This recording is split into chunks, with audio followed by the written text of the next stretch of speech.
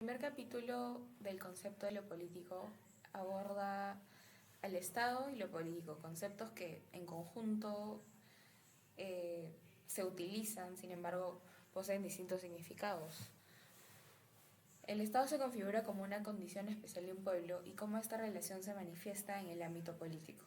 Así puede ser entendido como el estatus político de un pueblo organizado en un espacio territorial específico o delimitado. Sin embargo, esto no quiere decir que sea una máquina, un organismo o una institución. A menudo lo político se define negativamente, contrastándolo con otros conceptos como economía, moral, derecho. Sin embargo, esta visión limitada no permite captar la verdadera naturaleza de lo político, que se relaciona intrínsecamente con el Estado. El Estado posee el monopolio de lo político. Cualquier definición de lo político que no contemple resulta incompleta. Así, todo fenómeno social debe ser entendido en relación con el Estado. A lo largo de la historia, la definición entre Estado y político ha perdido claridad. Después de 1848, la identidad democrática entre ambos ha incluido limitaciones y compromisos. Y esta evolución nos lleva a cuestionar la idea de un Estado neutral respecto a la cultura y la economía. Ante este capítulo me gustaría ahondar en un tema que el autor desarrolla, como lo es la importancia de entender la esencia de lo político. En primera instancia, la esencia de lo político proporciona el contexto necesario para comprender las características del Estado y su relación con el pueblo. Sin esta comprensión, el concepto de Estado se vuelve abstracto y difícil de definir. Además, lo político no puede ser visto como algo separado de lo social.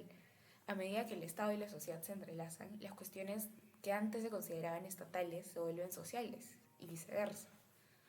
Esto implica que todo fenómeno social incluye una dimensión política. Yendo un poco en contra de lo que predominó en el siglo XIX.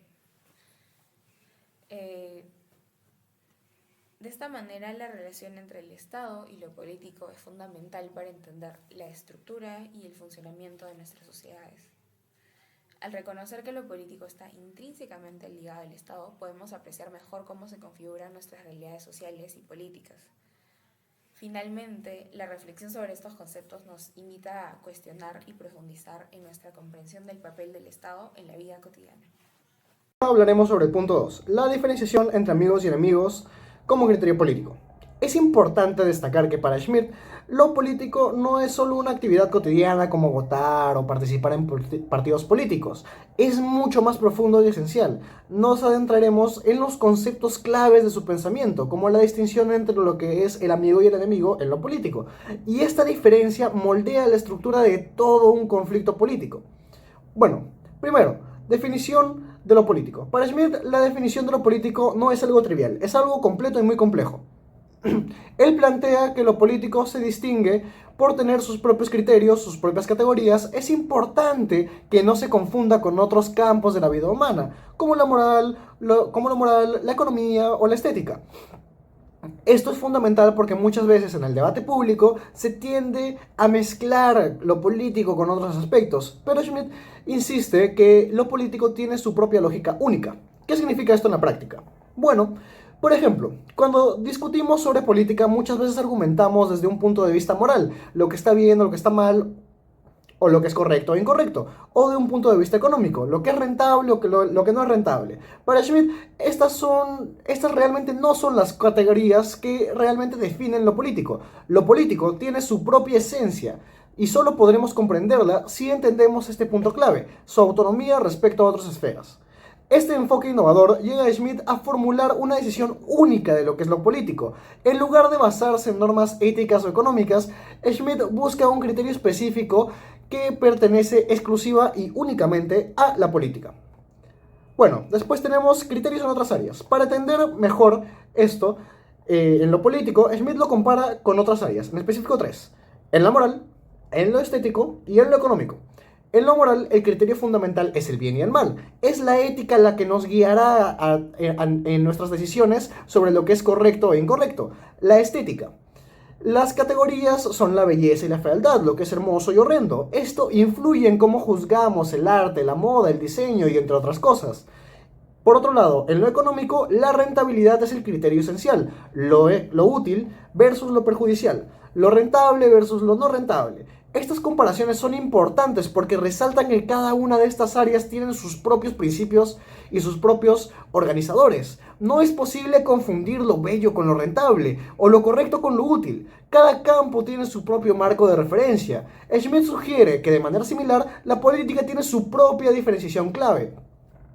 Un ejemplo cotidiano de cómo estas diferencias operan en la práctica sería el caso de una decisión de una política pública. Imaginemos una medida económica que es rentable, económicamente hablando, pero socialmente es injusta. Para el economista, el enfoque sería evaluar la utilidad de la misma. Pero, por otro lado, para el político, la cuestión clave no se basa en la rentabilidad, sino se basa en la lógica. La lógica del amigo versus el enemigo. Después tenemos la diferenciación política fundamental. Y aquí llegamos al núcleo del pensamiento de Schmitt, la diferenciación entre el amigo y el enemigo. Esto es, en esencia, de lo político, según Schmitt, se refiere a que lo político se define por una distinción entre el amigo y el enemigo. Esta diferenciación es autónoma y no puede reducirse a otras distinciones, ya que hemos mencionado como el bien y el mal, lo útil, lo inútil, lo bello y lo feo. Pero, ¿qué significa esto en términos prácticos? El enemigo no es necesariamente alguien malo en términos morales, no es alguien que necesariamente nos cause algún daño económico. Entonces, ¿qué es? Bueno, es alguien que para el actor político representa una amenaza existencial. La política entonces se trata básicamente, esencialmente, de identificar quién es el amigo y quién es el enemigo y de cómo actuar en consecuencia. Por ejemplo, durante la Guerra Fría, la distinción entre amigo y enemigo fue bastante clara. Para muchas naciones, el bloque capitalista versus el bloque comunista. Esta diferenciación existencial, según Schmitt, es la esencia de cualquier conflicto político. Bueno, después vamos a las características de las diferencias de entre amigo y enemigo. Es importante entender que la diferenciación de amigo y enemigo es existencial. Para Schmitt, esta distinción no depende de otras esferas como la moral o la estética. El amigo no necesariamente es malo, en un sentido ético. Puede ser alguien que represente las leyes, que sea ético en su comportamiento personal, pero no es beneficioso para nosotros. Tampoco tiene que ser alguien feo, estéticamente hablando, o poco atractivo, ni tiene que representar un competidor económico. Lo que hace que alguien sea un enemigo es que, en un sentido existencial, amenaza la forma de vida del grupo político al que uno pertenece. Es una amenaza en términos de identidad, de existencia. Es un tipo de conflicto que es mucho más profundo, que puede existir porque implica una lucha por la supervivencia. Un ejemplo claro sería el conflicto entre los grupos nacionalistas y separatistas dentro de un estado. A nivel económico, claro, hablando a nivel económico, ambos grupos podrían beneficiarse de una cooperación, pero políticamente ven al otro como una amenaza a su existencia y a su forma de vida, lo cual lleva a una confrontación. Después tenemos el conflicto en lo político. La posibilidad de conflicto es inherente a lo político. Según Schmitt, el conflicto no es algo que se pueda evitar fácilmente. La política implica la posibilidad constante de que surjan enemigos por todos lados y que amenacen la existencia del grupo político. Estos conflictos son existenciales y no pueden resolverse mediante simples normas o arbitrajes, y no se tratan de un desacuerdo que pueda solucionarse con una negociación o un compromiso. Es un conflicto mucho más complejo. El conflicto político se diferencia de otras formas de conflictos porque se refiere a la cuestión más básica de la existencia colectiva. En la guerra, por ejemplo, el conflicto es un enfrentamiento final entre amigos y enemigos. Solo los actores involucrados pueden decidir si el conflicto debe resolverse a través de la lucha, ya que no existe una autoridad superior que pueda decidir realmente de una forma imparcial en estos casos. Un ejemplo de este tipo de conflicto puede ser una guerra civil, donde las facciones en disputa no simplemente pueden reconciliarse, porque su lucha es una lucha existencial. Están luchando por su supervivencia, están luchando por sus ideales y están luchando por su propia forma de vida. Por último, tenemos la autonomía de lo político. Finalmente, Schmitt insiste que la autonomía en lo político, según Schmitt, debe ser tratado como una esfera, separada de otras áreas de la vida. Esto significa que no podemos comprender la política usando solo criterios morales, estéticos o económicos. La política tiene su propio criterio. Un criterio único, un criterio fundamental, que es la distinción del amigo y enemigo. Este criterio revela la naturaleza objetiva de lo político. No depende de las emociones o las percepciones personales, sino de una realidad mucho más profunda, mucho más completa sobre la existencia de los grupos humanos. Lo político para Smith es una esfera autónoma que responde a su propia lógica y que es independiente de otras esferas de la vida. Es así, en nuestra vida cotidiana, fundamental entender que no todo conflicto político que no todo es un conflicto político, pero cuando lo es, está marcado por una gran distinción, con gran intensidad, sobre la distinción de lo que es el amigo y el enemigo. Vamos a sumergirnos en el capítulo 3, que explora la compleja relación entre guerra, política y la distinción entre amigos y enemigos. Este capítulo nos ofrece una perspectiva profunda sobre cómo estas categorías fundamentales configuran la política. Para empezar, debemos entender que la guerra no es simplemente un conflicto armado, sino una manifestación visible de la enemistad. Pero, ¿qué significa esto en términos concretos?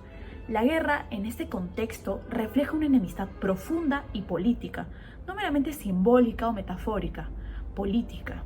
¿Qué diferencias podemos ver entonces entre la guerra como un conflicto político profundo o una guerra meramente simbólica o metafórica?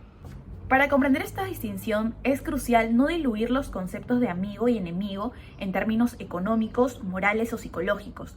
En el ámbito económico, por ejemplo, no hablamos de enemigos, sino de competidores. Y en cambio, en la moral también podemos debatir y tener adversarios, pero esto no implica una enemistad política. ¿Cómo cambia nuestra perspectiva del conflicto si lo vemos más de un ámbito moral o económico en lugar de político? El enemigo en la política no es simplemente un rival privado, sino un grupo organizado que puede estar en conflicto con otro grupo igualmente organizado. Esta enemistad es pública y tiene una dimensión política que no puede ser ignorada. ¿Por qué es importante entonces que el enemigo político sea visto como un grupo organizado y público en lugar de un adversario privado o un individuo? La famosa cita "amad a vuestros enemigos" se refiere al ámbito privado, no al político. En conflictos históricos como el de cristianos o islámicos, el amor hacia el enemigo no justificaba concesiones significativas de territorio. La enemistad política es más intensa y no necesariamente personal, no requiere odio personal hacia el enemigo. Es de ahí donde nace la pregunta: ¿cómo influye el hecho de que la enemistad política no necesite ser personal en la forma en que los líderes toman decisiones durante un conflicto? Dentro de un Estado, que es una unidad política organizada, las decisiones sobre amistad y enemistad crean un marco para las políticas estatales, religiosas y sociales. Aunque puede haber antagonismos internos, estos se relativizan dentro de la unidad política que abarca todos los conflictos. ¿Cómo creen que la existencia de una unidad política impacta en el manejo de los conflictos internos? En la política moderna, a menudo se distorsionan las relaciones, convirtiendo las disputas en tácticas, pero sin la esencia real de la distinción amigo-enemigo. Esta distorsión puede llevar a una confusión sobre la verdadera naturaleza de los conflictos políticos. La política, en esencia, no es solo una lucha de poder, está definida por la posibilidad de un conflicto real.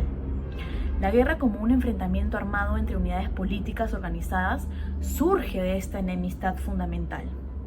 ¿Cómo define la posibilidad de un conflicto armado al comportamiento político? Aunque la guerra no es el objetivo de la política, es un presupuesto que define el comportamiento político. La neutralidad, como cualquier otro concepto político, depende de la existencia de una posible distinción entre amigos y enemigos. Sin la posibilidad de un conflicto real, la política y la propia noción de enemistad perderían su significado. Finalmente, aunque la guerra no es deseable, revela la distinción entre amigos y enemigos y proporciona una comprensión más profunda de la política.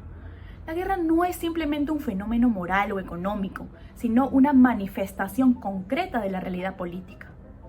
En resumen, el capítulo 3 nos enseña que para entender la política y la diferenciación entre amigos y enemigos, debemos aceptar la posibilidad de la guerra como una realidad que da sentido a todas estas relaciones.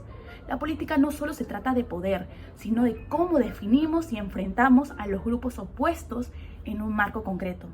Muchas gracias.